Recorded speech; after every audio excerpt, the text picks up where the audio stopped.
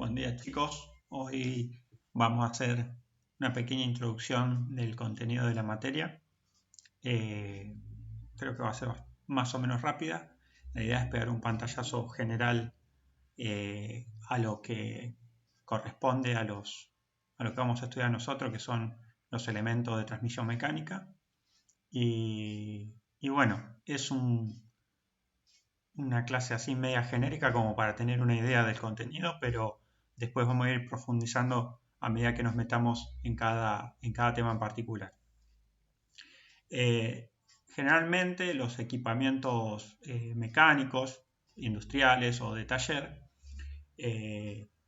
son movidos en la mayoría de los casos por un motor de accionamiento eléctrico, aunque hay algunos casos en donde por cuestiones ya sea económicas o de acceso se utiliza una máquina de combustión interna, como en los casos de los generadores, los que ustedes conocen, los pequeños, para cuando se corta la corriente eléctrica. Hay veces que hay mecanismos un poco más particulares, donde podemos utilizar un motor hidráulico, y después, ya cuando las empresas son un poco de mayor tamaño, se utilizan turbinas porque se aprovecha un gas o la combustión de un gas o un vapor que se genera en el proceso y se aprovecha esta energía para mover una turbina o una máquina de vapor. Por ahí estas son un poco más anticuadas y quedaron relegadas o un uso muy particular, una aplicación muy particular. Nosotros, si bien podemos hacer una selección de un motor más que nada eléctrico, no es lo que vamos a estar estudiando.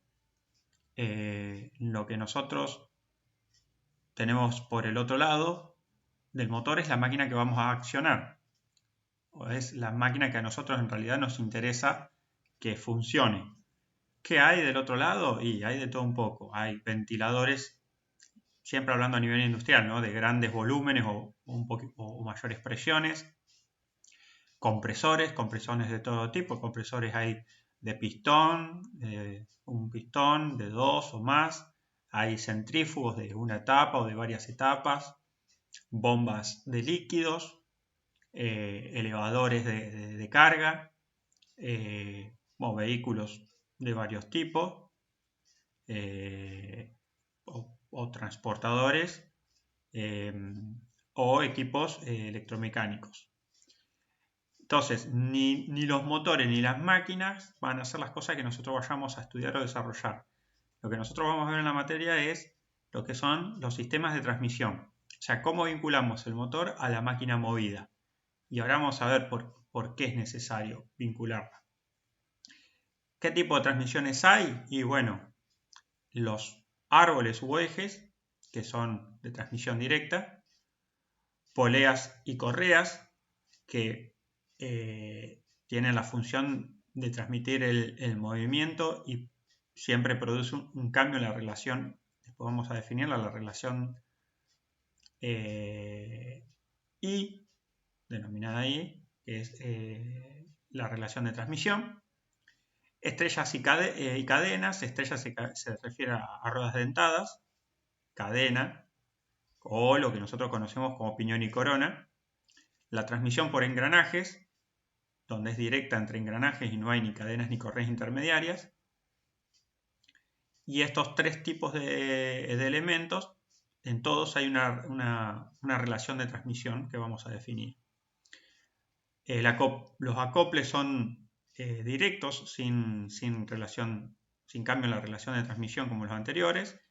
Los rodamientos son otros elementos que generalmente se utilizan en las transmisiones, que específicamente no hacen la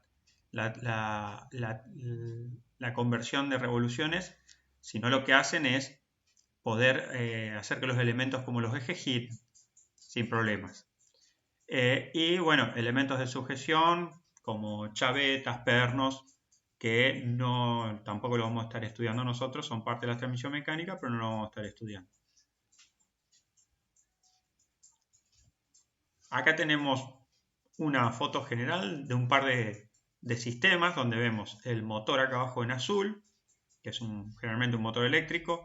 Acá en un azul más oscuro tenemos generalmente las transmisiones son cajas cerradas y tenemos una primera transmisión con engranaje generalmente, sale un eje con cadenas y tensores a otro eje y acá esta máquina puede ser una trituradora, una mezcladora, pero tenemos motor, dos tipos de transmisión distinta y la máquina a mover. Acá tenemos un compresor común de taller donde tenemos el tanque de acumulador de presión, un motor eléctrico, un sistema de transmisión por correa trapezial acá doble o múltiple y un compresor de pistón doble. Entonces tenemos máquina accionada a compresor, motor eléctrico y sistema de transmisión. Y vamos a ver cuáles son las funciones de los sistemas de transmisión.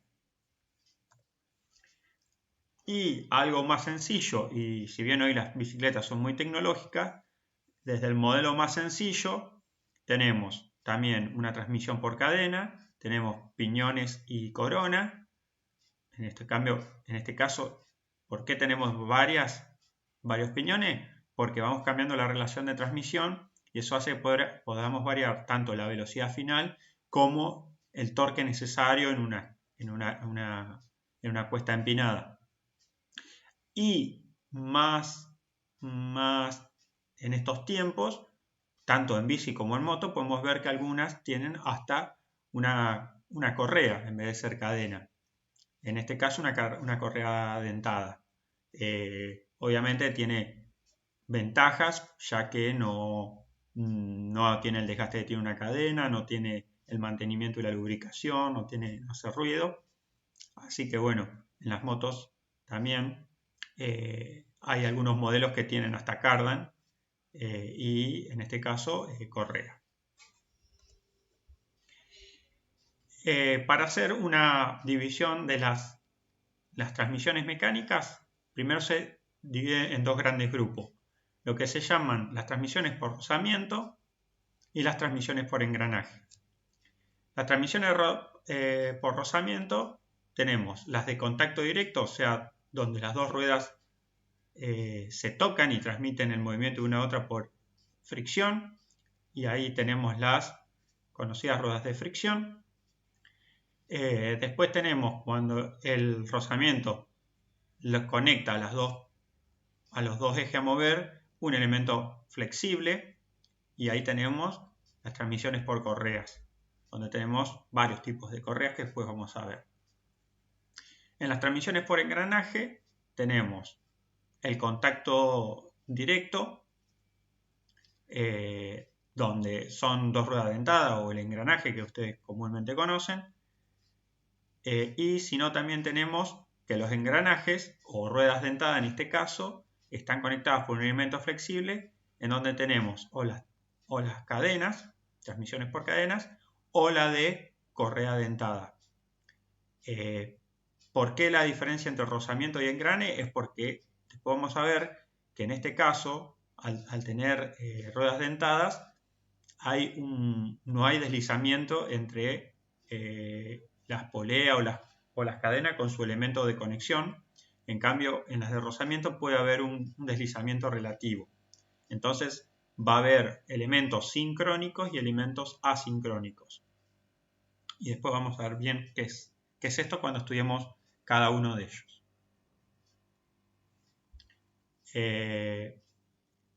Bueno, como vemos acá en un ejemplo bastante sencillo, tenemos una agujereadora, tenemos un motor eléctrico con varias poleas, un husillo donde gira la mecha, donde en el mandril tomamos la mecha, un sistema que baja este husillo para poder hacer el agujereado, y este eje también cuenta con varias poleas.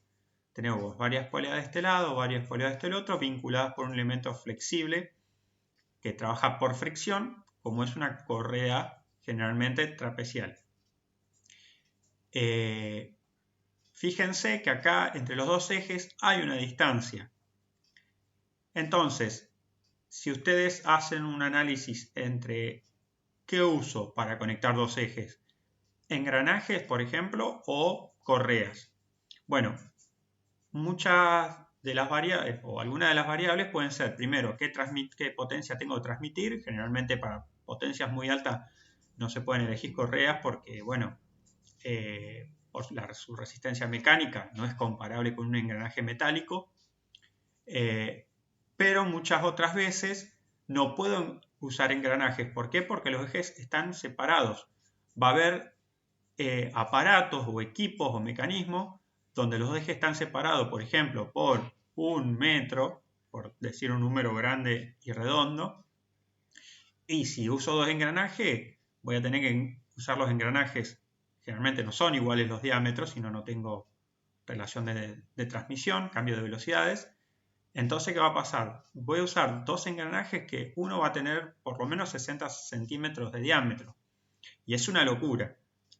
Primero, por los costos. Construir dos engranajes de 60 y 40 de diámetro, de radio, porque para sumar la distancia entre ejes deberían ser los radios, estaríamos hablando de dos rodamientos que son gigantes, pesados, costosos, porque el material, el mecanizado, es todo costoso. Entonces, no me conviene usar engranaje en ese caso. En este caso, ¿qué uso? Dos poleas y una correa.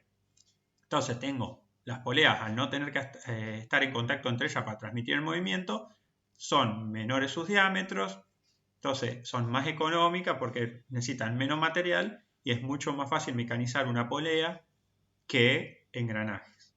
Entonces, es más que obvio los casos en los que vamos a utilizar un elemento u otro. Lo que vamos a definir como relación de transmisión vale para todos los mecanismos, sea correa, engranajes, poleas, ruedas dentadas, ruedas de fricción, cualquiera de los elementos que vamos a medir y a utilizar, vamos a definir a la relación de transmisión y como en cociente de velocidad de giro entre el eje conducido, N2, y la velocidad de giro del árbol motriz N1. Acá está definida como N2 sobre N1. Acá lo voy a decir de un principio porque después vamos a ir avanzando y hay una confusión que se genera todos los años. Que ustedes después van a ver en la práctica que la relación en algunos casos es al revés. Es N1 sobre N2. Primero, no se dejen llevar por el número porque todo va a depender a qué llame yo 1 y 2. Si al conductor o al conducido. En algunos casos, si yo uso la N2, que es la velocidad del motor, que generalmente los motores eléctricos andan en 1500 RPM, y N1 es el usillo, que obviamente siempre es más baja la velocidad, yo quiero bajar la velocidad de la agujereadora, este cociente I me da mayor que 1.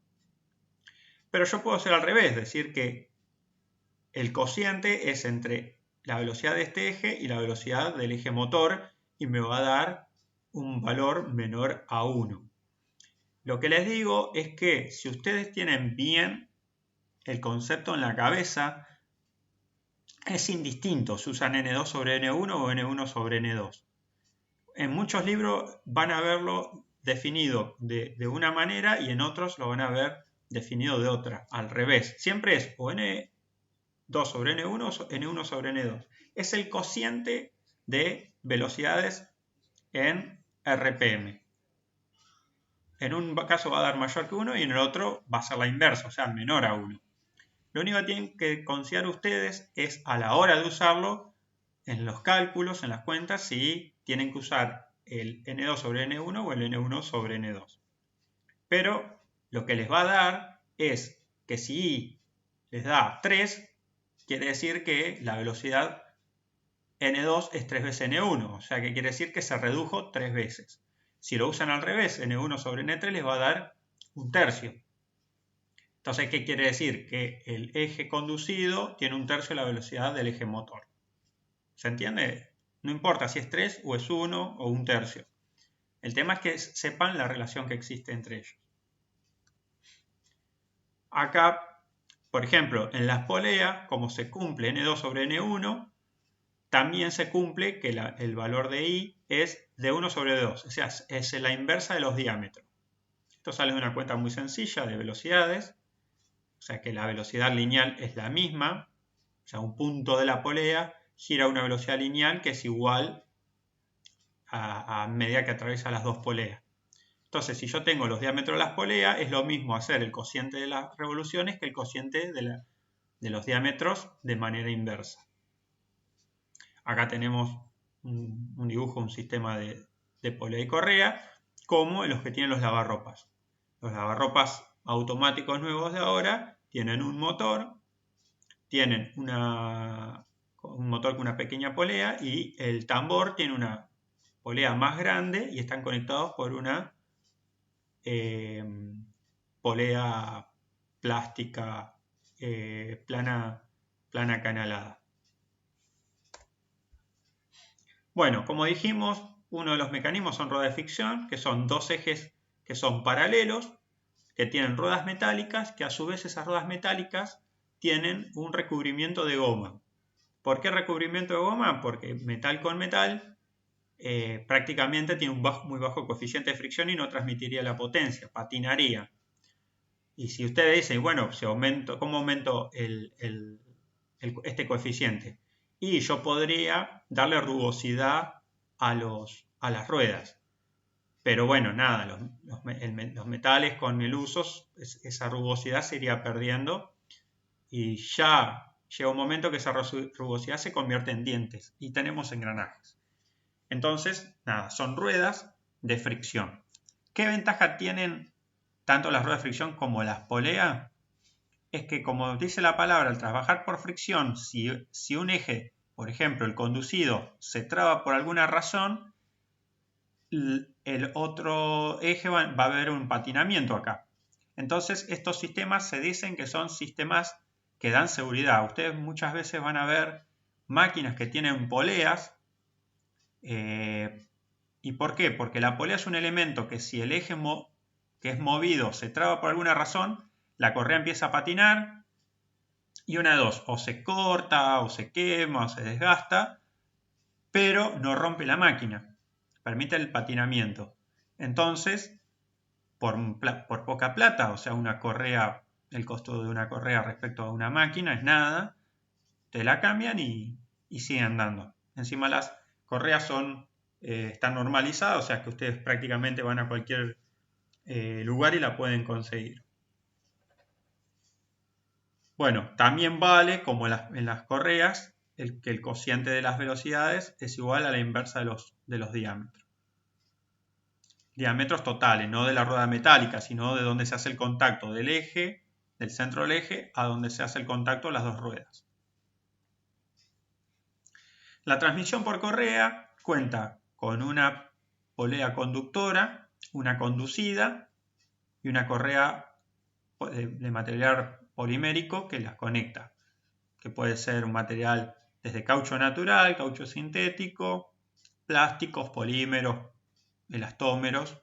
Hoy con el tema de la tecnología estos materiales son de los más versátiles y muchas veces tienen que ver con el medio ambiente en el que trabajan estas correas, la selección del material, no solamente su resistencia mecánica. También no quiero seguir ahondando en cada tipo de transmisión porque después lo vamos a ver a cada uno particularmente, así que voy a tratar de ser más generalista. También, fíjense, la I es N2 sobre N1 o D1 sobre D2, eso se mantiene igual. Una particularidad que tiene la transmisión de correa es que es la igualdad del sentido de giro de los ejes, es decir, que si este eje gira en el sentido horario, el eje conducido también va a girar en el sentido horario. Y después tenemos tres configuraciones donde la polea conductora es más grande que la conducida. Acá tenemos, como en el primer caso, acá tenemos un aumento de velocidad. Si este N de la conductora tiene una velocidad, la chiquita va a tener una velocidad mayor.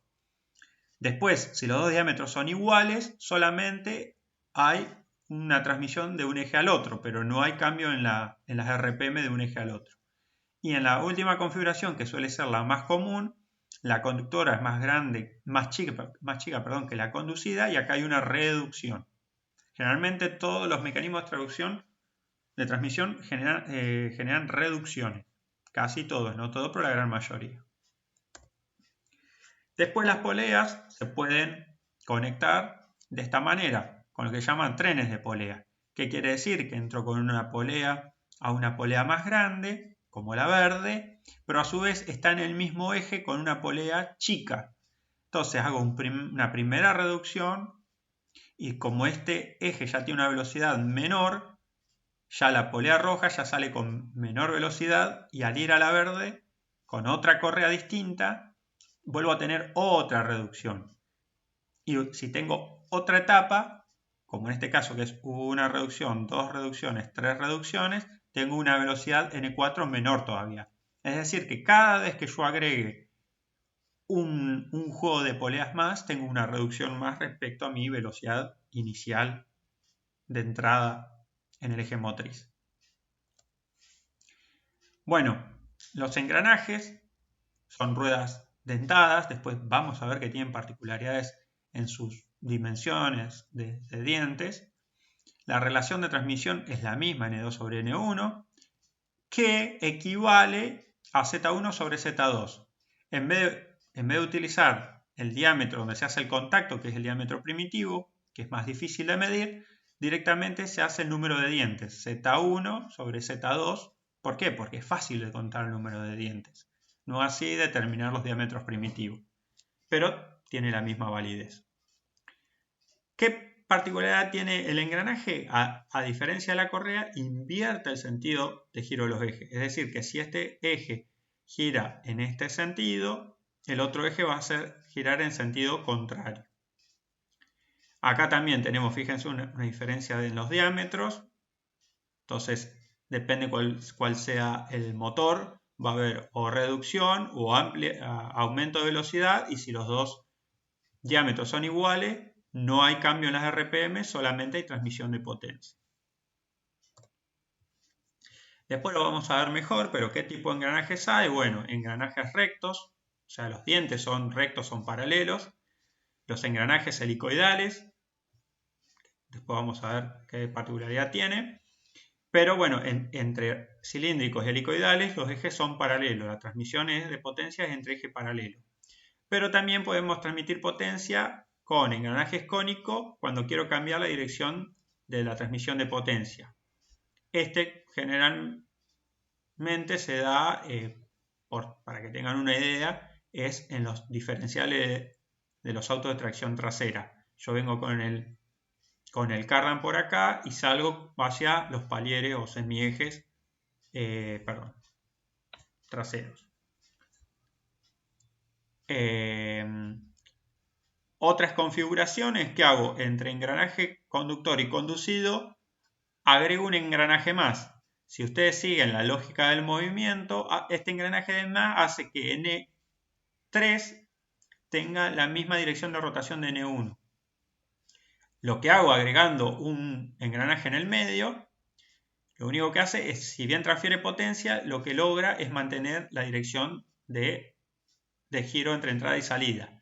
Esta configuración es la que se suele usar en los coches cuando ustedes utilizan la marcha atrás, porque en las marchas hacia adelante el motor siempre gira desde lo que lo prendemos hasta lo que lo apagamos, rota en un sentido, siempre, toda la vida. Entonces, cuando conectamos primera, segunda, tercera, el auto avanza hacia adelante. Cuando nosotros queremos que vaya hacia atrás, no podemos parar el motor y hacer que gire al revés. Entonces, ¿qué hacemos? Simplemente en la caja de cambio, agregando un eje con un engranaje de más, invierto la marcha entre el eje del motor y el eje de salida de la caja con la marcha atrás. Bueno, tal como en las poleas, en los engranajes se puede hacer lo mismo. Hacer un tren. Hago eje motriz con un engranaje, hago una primera reducción al engranaje naranja N2 y en el mismo eje hay un engranaje pequeño que transfiere el movimiento al eje N3 y así sucesivamente. Entonces voy haciendo una primera reducción, una segunda reducción, una tercera reducción. Y si se fijan, la relación de transmisión entre la entrada y la salida es el producto de los dientes ZA, ZC y ZE sobre ZB, ZD, ZF. Esto sale de simplemente hacer las relaciones de transmisión en los 3 pasos. Es bastante sencillo llegar a esta ecuación. Nosotros, como no lo vamos a usar mucho, lo dejamos ahí. Otro tipo de transmisión de tipo engranaje se llama tornillo sin fin corona, o muchas veces lo van a escuchar como tornillo sin fin rueda helicoidal. Ustedes van a tener el eje conductor, esto estaría conectado por ejemplo a un motor eléctrico, y tiene un tornillo sin fin, que es un eje con un par de vueltas de, por decirlo de alguna manera, de rosca. Y después la rueda, a medida que esto gira, va a hacer mover esta rueda. Rueda helicoidal porque si ven acá el dibujo se ve un engranaje común, en la realidad después cuando les muestro imágenes van a ver que es una rueda con dientes helicoidales. Y este es el eje conducido. ¿Para qué se utiliza este tipo de transmisión? Acá generalmente viene el motor eléctrico y este es el eje de salida. Para grandes reducciones, es decir, entro con un motor de 1500 RPM y quiero salir con, no sé, 100. O sea, para muy grandes reducciones, o sea, quiero una salida de muy baja velocidad, uso este tipo de transmisión. Esta es muy común de ver en los sistemas que mueven algunos portones corredizos. Y acá dice que solo permite transferir potencia en un sentido. ¿Qué quiere decir? Que yo en una transmisión de 2 engranajes, el conductor y el conducido pueden cambiar su función y el mecanismo sirve igual. O sea, el piñón o engranaje chico puede mover al grande y tengo una reducción, y si motorizo el grande y muevo el chico, tengo una ampliación, pero el mecanismo funciona, el movimiento se transfiere. Acá lo que pasa es que no puede pasar eso. Si yo hago girar el tornillo sin fin sí me hace mover la rueda, me la hace girar. Pero si yo quiero mover la rueda, fíjense que ¿qué hace la rueda si se quiere mover? Este diente se quiere mover para la izquierda, pero se encuentra con el flanco del tornillo. Y obviamente que lo único que puede llegar a hacer es partirlo, pero no hace girar al eje. Entonces, este mecanismo hace que el eje conductor siempre sea conductor y la rueda dentada siempre va a ser la conducida. Puedo transmitir movimiento del tornillo a la rueda, pero no puedo hacer girando la rueda que gire el tornillo sin fin. Bueno, fíjense, acá tenemos una pequeña diferencia en cuanto a la definición de relación de transmisión, donde va a seguir siendo el cociente entre en este caso, el diámetro diámetro no, acá está mal puesto, está D, pero serían los dientes de la rueda y el paso del tornillo.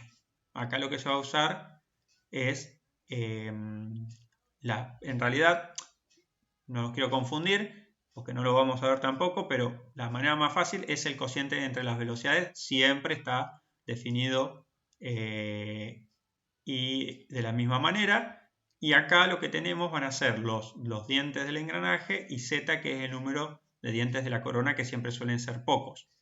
En este caso, fíjense que tengo 16 dientes de de la corona y 1500 vueltas. Fíjense, la reducción va de 1500 a 97 RPM. Es una gran reducción. Pero bueno, lo dejamos ahí, pero sepan que existe y cuál es su utilidad. Y el último sistema que vamos a ver nosotros va a ser la transmisión por cadena.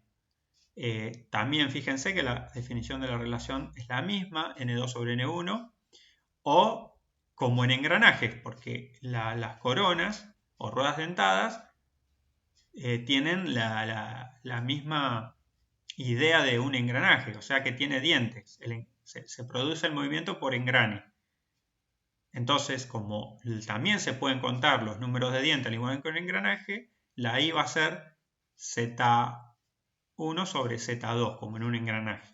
Porque esas se pueden contar. De hecho, las coronas que tienen más dientes tienen el numerito acuñado para que ustedes no tengan que andar contándolas. Pero el principio de funcionamiento es el mismo. Acá en la foto lo que se ve son dos ejes unidos por cadena de 3 ramales. O sea, obviamente ustedes conocen la de la bici, que es de un solo canal, o de un solo ramal, mejor dicho, pero cuando tengo que transportar mayores potencias, necesito más ramales para transportar más caballos por ramal. Bueno, chicos, esto es todo en esta presentación.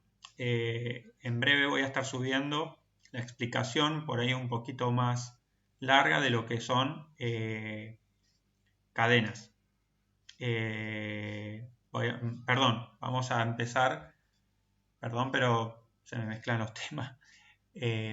Vamos a empezar, el próximo va a ser correas trapeciales, ¿sí? Entonces el próximo video les voy a estar dando la teoría de ese tema. Voy a subir el Power, por ahí algo cambiado, mejorado, y la explicación de los puntos más importantes. Bueno, chicos, espero que les sirva.